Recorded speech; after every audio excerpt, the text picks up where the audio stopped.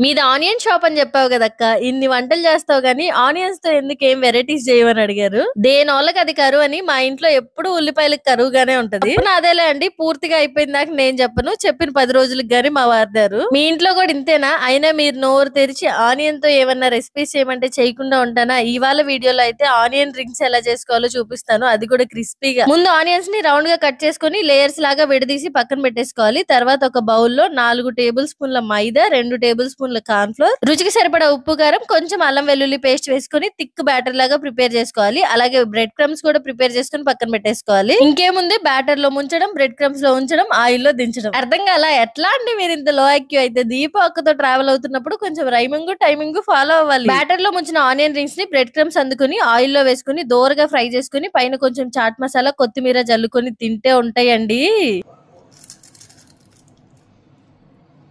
వేరే లెవెల్ అంతే.